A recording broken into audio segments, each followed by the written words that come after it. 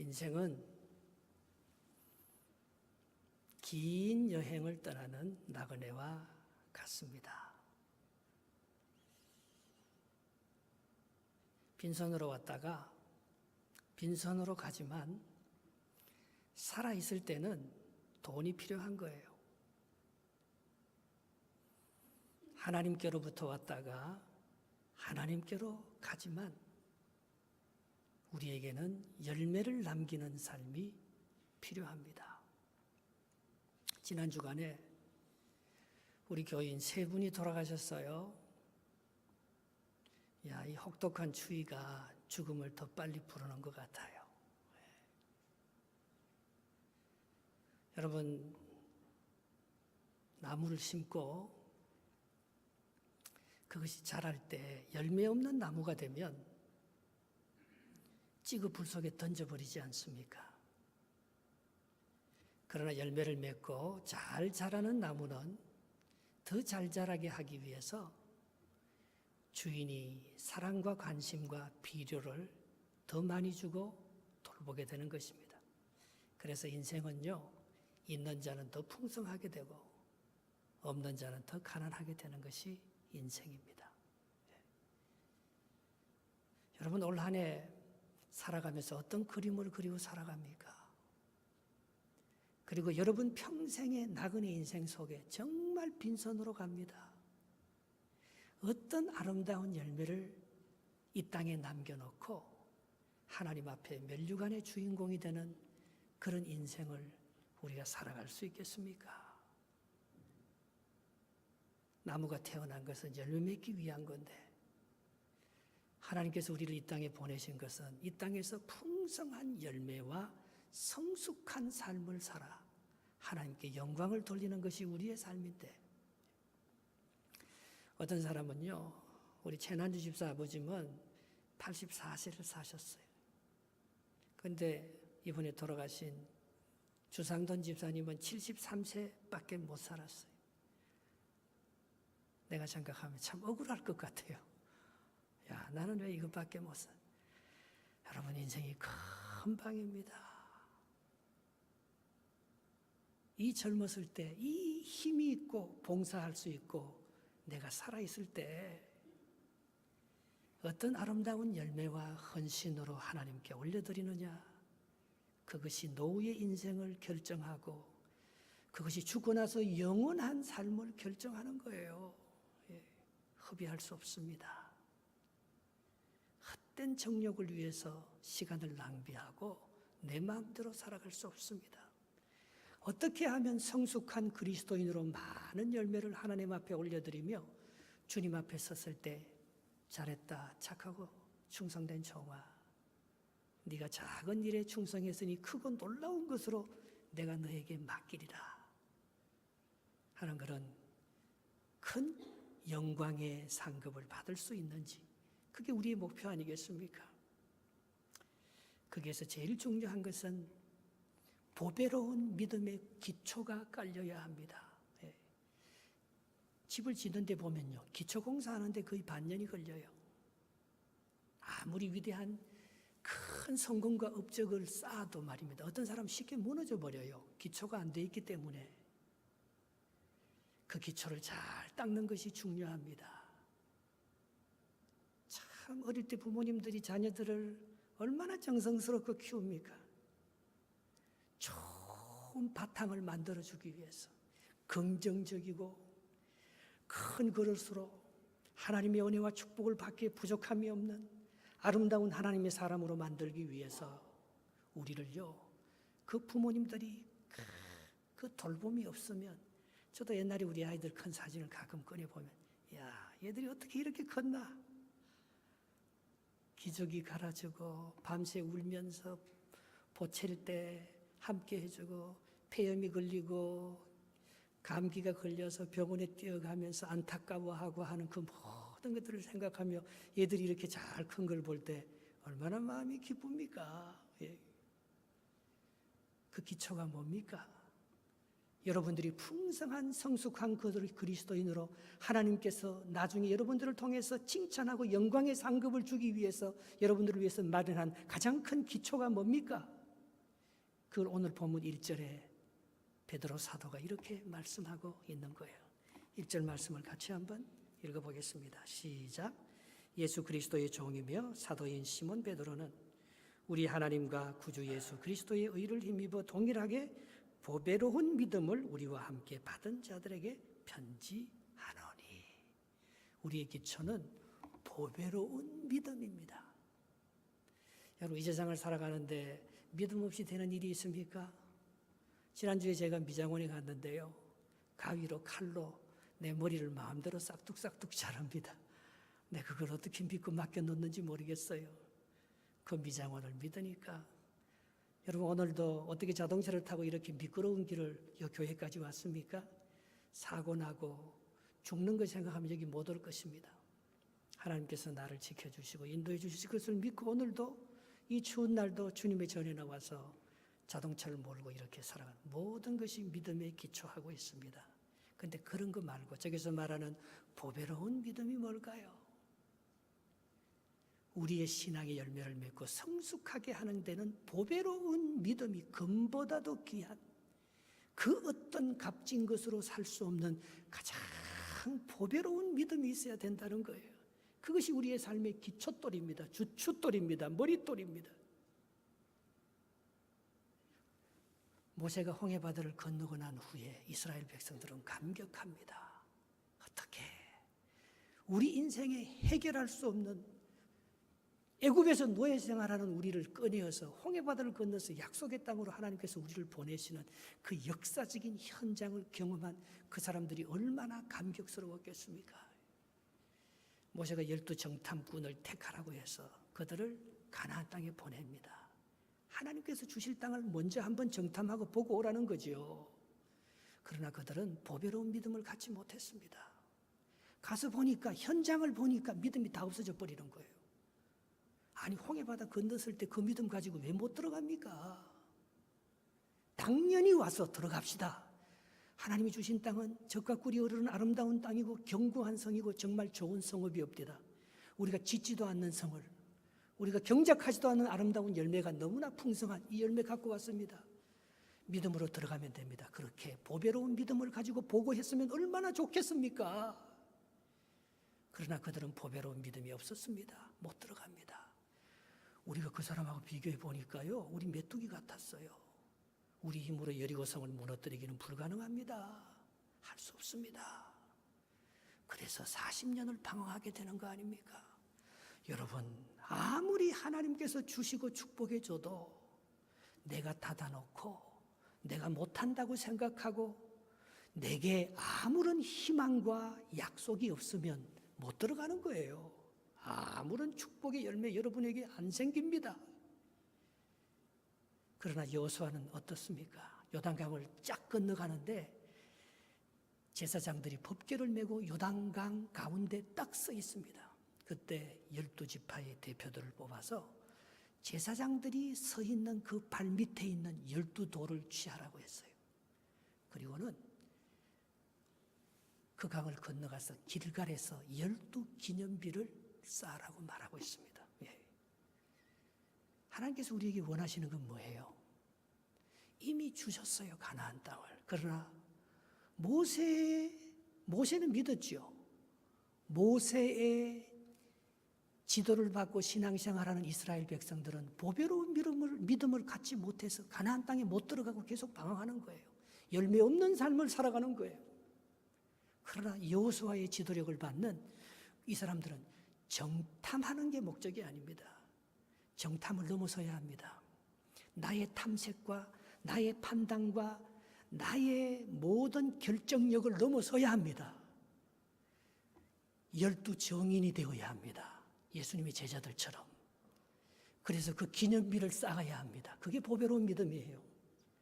하나님이 해주실 줄 믿고 오늘도 여러분들이 기념비를 쌓아나가는, 누구도 하지 못하는 역사적인 사건을 만들어 나가서 그것을 차곡차곡 쌓아나가야 합니다. 그 믿음이 아니면 하나님이 주시는 아름다운 축복과 열매가 내 것이 안 됩니다. 하나님의 은혜와 축복을 누릴 수 있는 믿음의 통로가 되지 못합니다. 예.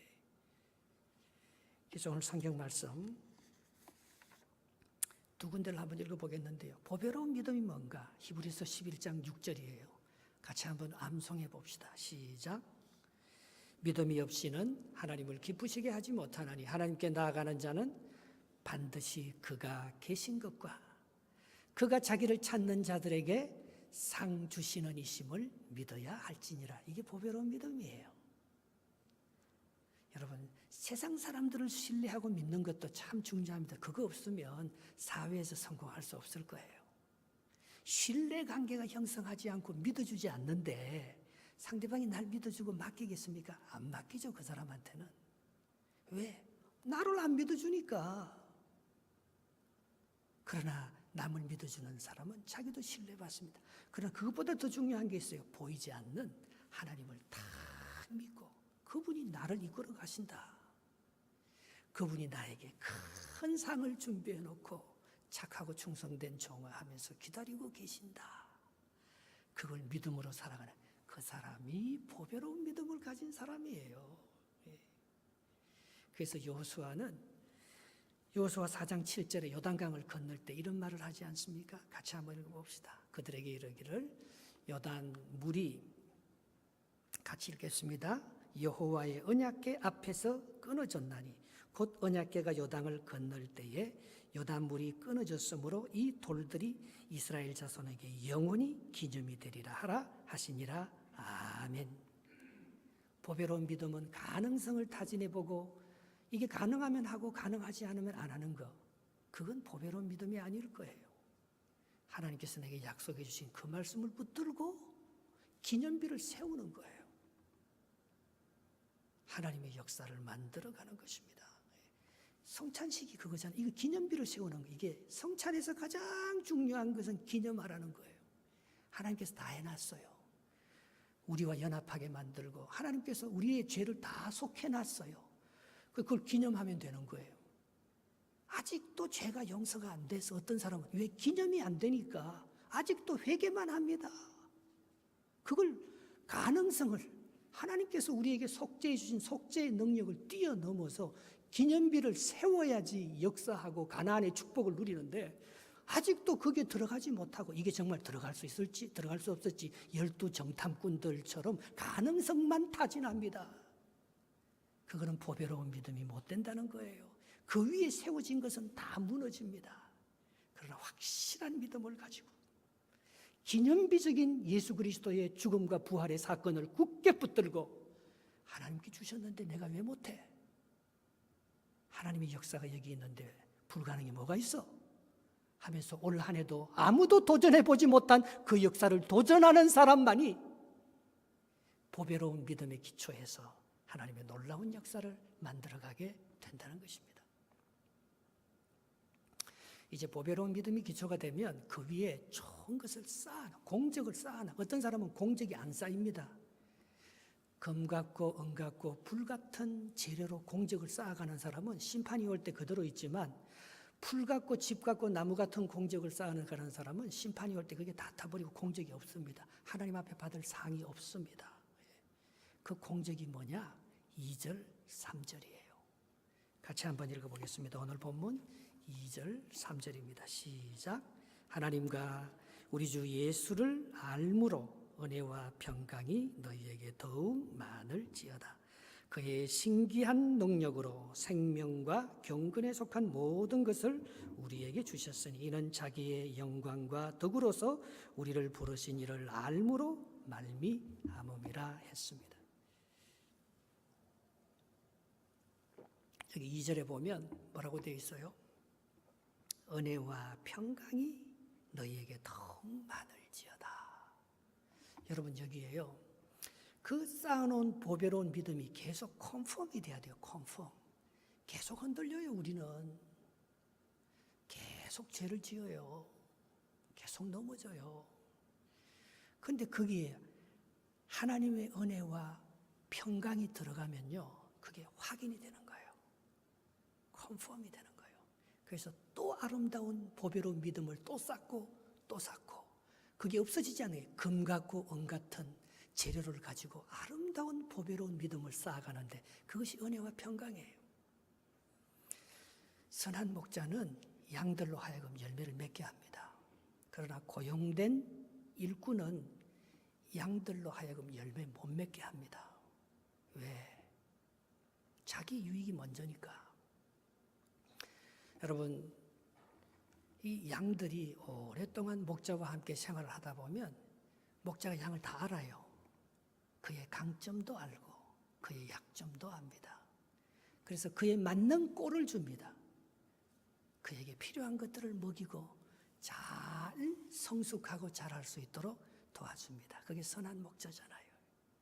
그리고 고용된 일꾼은 자기 입장에서 그냥 먹이는 거예요. 그래, 이 사람은 그거 먹으면 잘 안 돼요. 설사해버려요. 전 여기 와서 생활하면서 말입니다. 매운 걸 잘 못 먹겠어요. 매운 거 먹으면 배가 탈이 나고 설사하는 거예요. 옛날엔 고기를 좋아했는데 이제 점점 고기보다는 부드럽고 생선 같은 게 더 좋은 거예요. 예. 우리의 식성도 변하는데 말입니다. 내가 얼마나 많이 변합니까? 자라가면서. 양들이 얼마나 많이 변합니까? 근데 거기에 맞는 걸 먹여줄 때 그 어린 양이 평안하게 받아 먹을 수 있잖아요. 그리고 그 어린 양이 정말 하나님 앞에 감사하면서 그의 믿음이 견고해지잖아요. 그걸 쌓아 나가야 된다는 거예요. 근데 그걸 어떻게 쌓아가느냐? 4절에 보면요. 목자와 양 사이에 서로 주고받는 게 있어야 돼요. 그게 뭔가 하면 저기 보면 4절이 아니고 3절. 3절로 보면 뭡니까? 영광과 덕으로 우리를 부르신 이를 알므로 말미암으니라. 이 목자와 양, 목회자와 성도 사이, 그리고 하나님과 우리 사이, 사람과 사이에서는 서로 주고받는 거예요. 서로를 알아가는 거예요. 여러분, 열매는요, 포도나무가 가지에 붙어 있지 않으면 열매를 못 맺습니다. 목자와 양의 아름다운 관계가 시큐레이션 되지 않으면 열매가 안 맺힙니다. 서로를 알아가는 거예요. 저 사람은 저걸 참 싫어해. 저 사람은 이런 부분의 성장이 필요해. 맞는 것을 주고 또 그걸 감사로 받고 서로 영화롭게 하는 거예요. 서로 덕을 세우는 거예요. 그때 은혜와 평강이 우리 속에 쌓여가면서 우리의 믿음의 기초가 견고하게 자리를 잡아나간다는 것입니다. 찬송 하나 하겠습니다. 563장 1절 예수 사랑하심이. 예수님을 알아갈수록 우리가 서로 영광과 덕을 서로 나눌수록 선한 목자와 아름다운 양들의 그 교제 속에서 서로를 알아가면서 우리는요, 우리의 보배로운 믿음이 더욱 견고해지고 평강과 은혜 가운데서 우리의 축복과 믿음이 자라나게 되는 거예요. 예수 사랑하심을 성경에서 배웠네. 우리들은 약하나 예수 권세만 도다. 날 사랑하시 날 사랑하시 날 사랑하시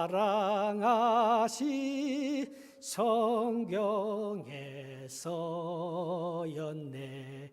내가 나를 아는 것보다요, 하나님 나를 더 잘 알고 계신 줄 믿습니다. 하나님이 나를 푸른 초장으로 실만한 물가로 인도해 주시는 선한 목자가 되시는 줄 믿습니다. 그분께 우리의 자신을 올려드릴 때마다 우리 마음속에 평강과 은혜가 임하는 거예요.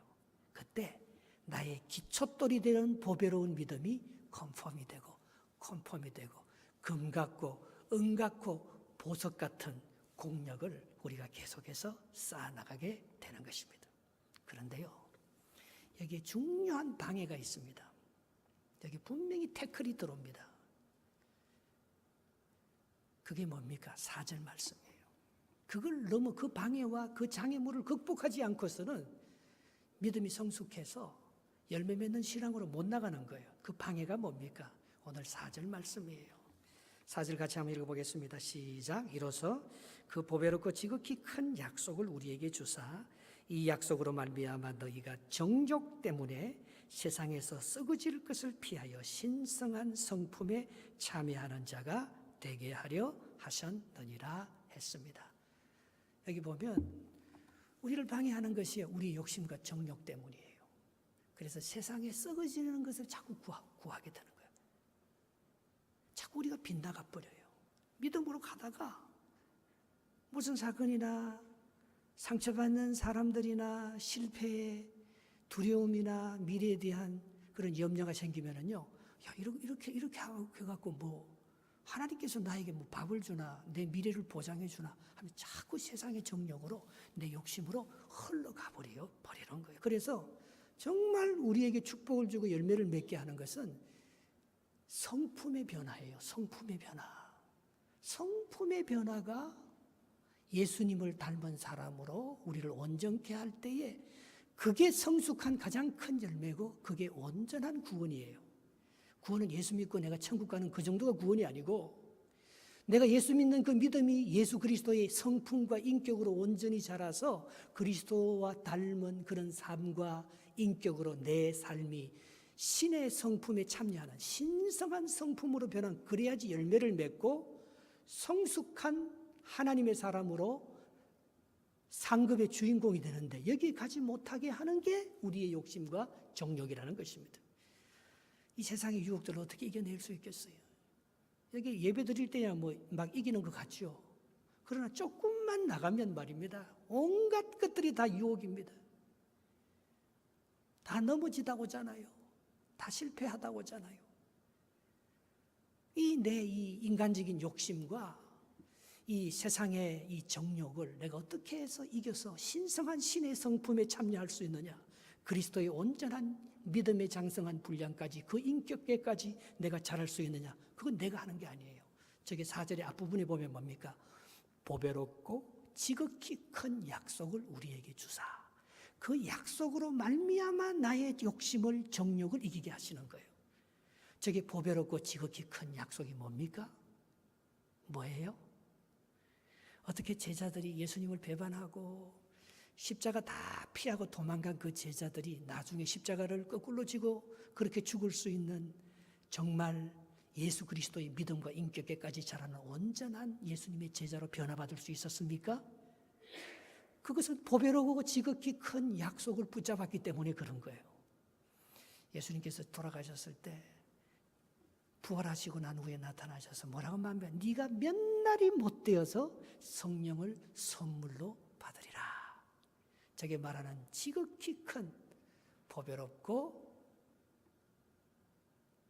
값진 약속은 성령님이 오신다는 거예요.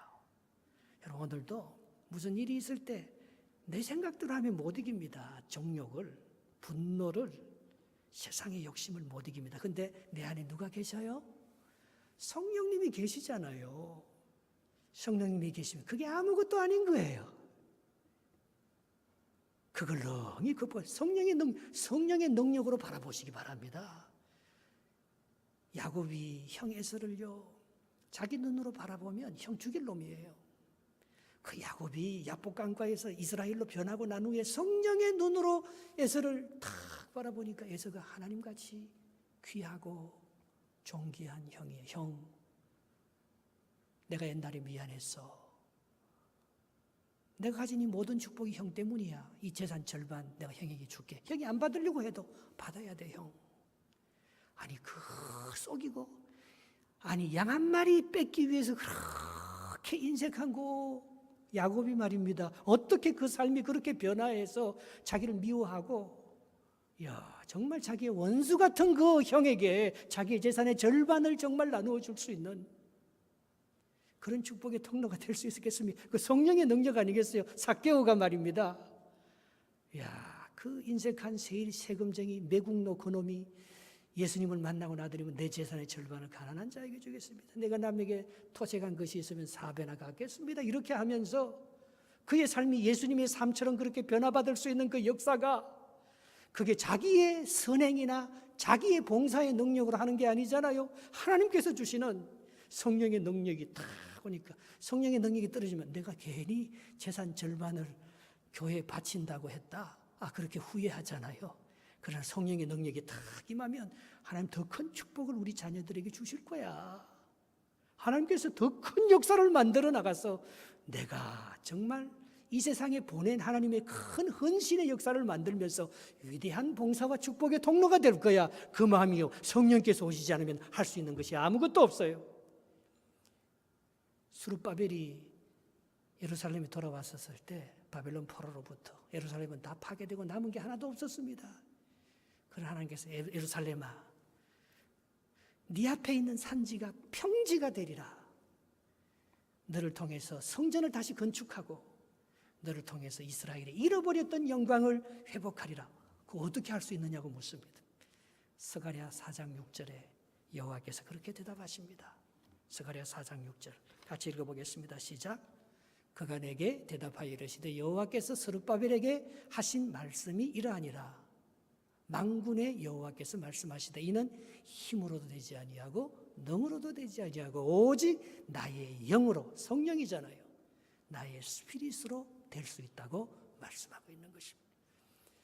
여러분, 이 믿음의 보배로운 역사를요, 내가 못해요. 평강과 은혜의 역사를 계속 이 상급을 쌓아가서 이게 바벨탑이 안 되고 하나님이 주시는 축복의 공력이 그대로 살아남는 영광스러운 탑이 되는 게 내가 하는 작업들이 아니에요. 성령의 능력으로 하는 거예요. 주님께서 오시는 성령의 능력으로. 바로 그때 하나님께서 우리에게 큰 은혜와 축복을 주실 줄 믿습니다. 근데 결국 이 성품, 오늘 여기 8가지 성품이 나옵니다. 우리가 변화되어야 할, 우리가 추구해야 될 여러 가지 성품, 이걸 3가지로 요약하면 믿음에서 시작하는 거예요. 보배로운 믿음에서 시작해서 소망의 단계를 거쳐서 사랑으로, 마지막은 사랑이에요. 사랑으로 열매 맺게 되는 것을 말씀하고 있습니다. 5절에서 7절 말씀 한번 읽어보겠습니다. 5절에서 7절 말씀 시작. 그러므로 너희가 더욱 힘써 너희 믿음의 덕을, 덕의 지식을, 지식의 절제를, 절제의 인내를, 인내의 경건을, 경건의 형제 우애를, 형제 우애의 사랑을 더하라. 이걸 안 하면 어떻게 된다는 거예요? 9절 말씀. 이런 것이 너희에게 있어 흡족한 적 너희로 우리 주 예수 그리스도를 알기에 게으르지 않고 열매 없는 자가 되지 않게 하려니와. 이게 없으면 열매가 없는 거예요. 성숙이 안 되는 거예요. 그런데 이 8가지 아름다운 이 덕목들이 예수 그리스도의 성품으로 우리 마음속에 자리 잡기 시작하면 이상하게 많은 열매가 생깁니다. 놀라운 축복들이 우리에게 생겨난다는 거예요. 근데 여기서 믿음의 덕을, 덕의 지식을, 이 3개가 믿음을 견고케 하는 작업들. 여러분, 믿음이 있는데 지식이 없으면 주술이나 무당이 돼버립니다. 그냥 도깨비 방망이가. 어떤 사람 믿음이 있는데요, 그 믿음을요 굉장히 주술적으로 생각합니다. 오른손에요, 그 믿음을 견고하게 세울 수 있는 지식이 있어야 돼요. 참, 지식을 무시하면 안 됩니다. 성경 공부해야 되고요. 하나님의 그 본뜻을 찾아 나가야 되고요.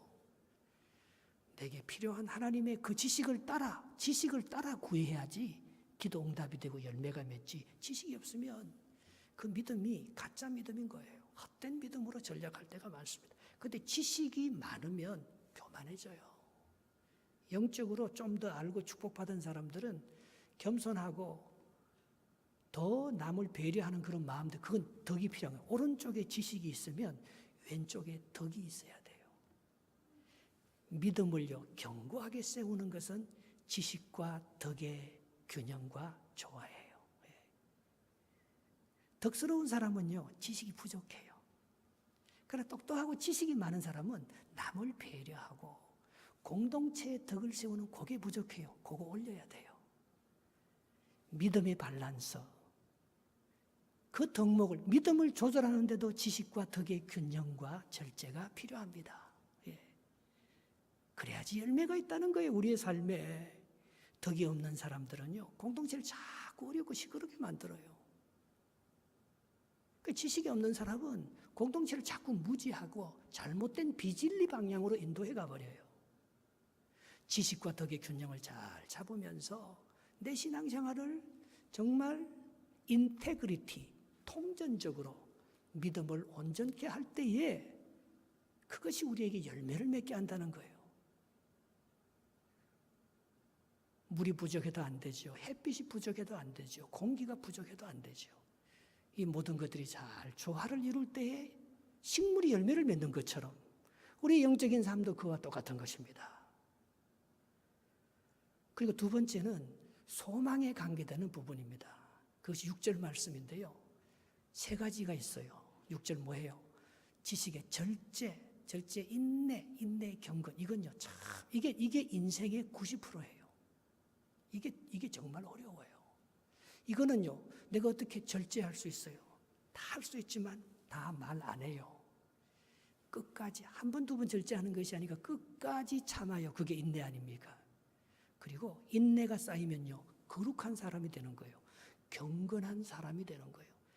예수 그리스도의 거룩한 것처럼 우리도 거룩하게 변화되어 가는 거예요. 이거는요, 소망이 있는 사람만이 그렇게 합니다.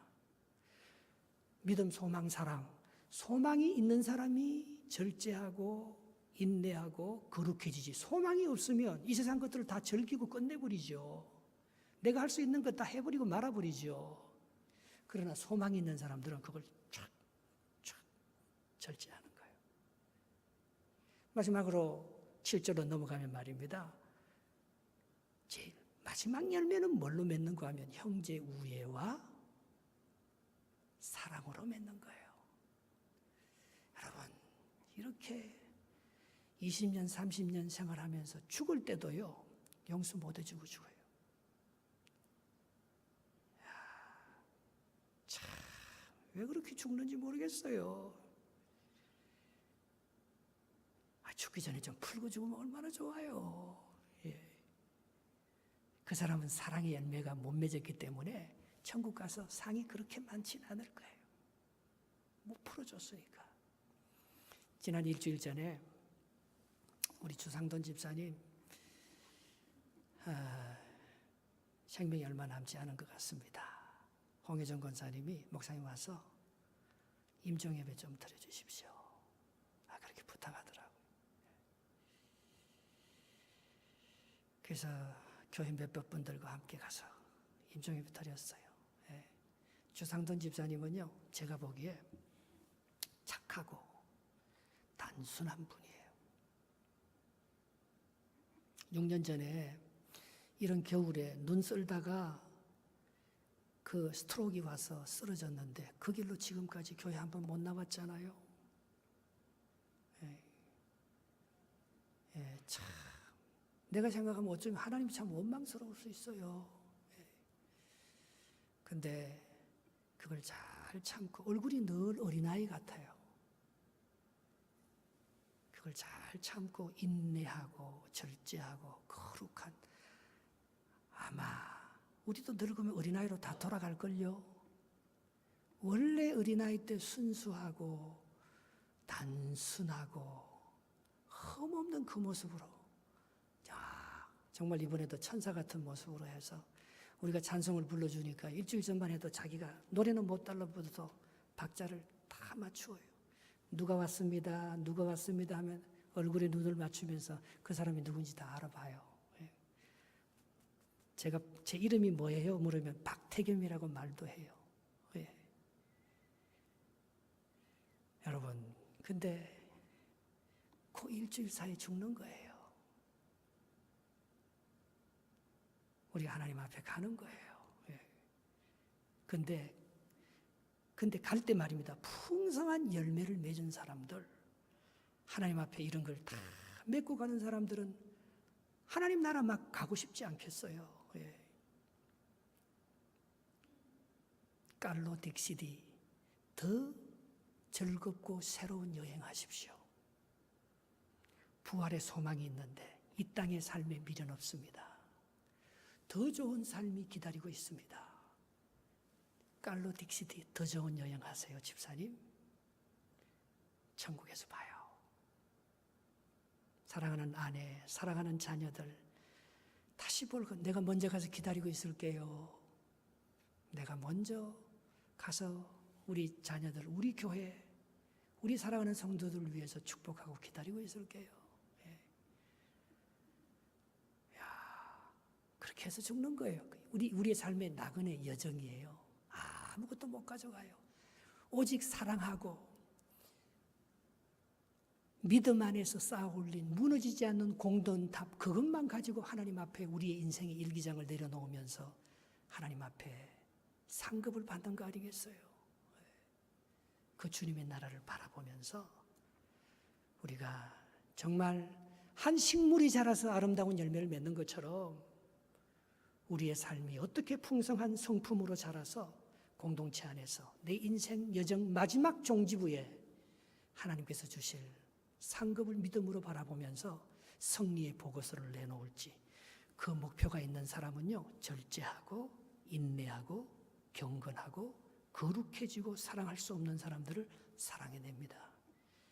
이 성경 하나 읽고 기도하길 원해요. 로마서 12장 20절 말씀입니다. 시작. 내 원수가 줄이거든 먹이고 목마르거든 마시게 하라. 그러므로 내가 숯불을 그 머리에 쌓아놓아. 최고의 성품과 열매는 원수 사랑이에요. 이거 손양은 목사님이 하셨어요. 여러분, 이 열매를 맺어드릴 때 우리가요, 하나님 앞에 칭찬받는 거예요. 우리가 우리의 나그네 인생의 승리의 보고서를 기쁨으로 천국 들어갈 수 있는 거예요. 다 푸시기 바랍니다. 그리고 여러분의 그릇이 크게 넓어지시기 바랍니다. 믿음과 소망, 사랑으로 살아 아름다운 열매를 하나님 앞에 올려드려야 합니다. 그것만이 우리의 죽음을 복되게 하는 아름다운 죽음으로 우리를 축복해 주실 것입니다. 기도하겠습니다.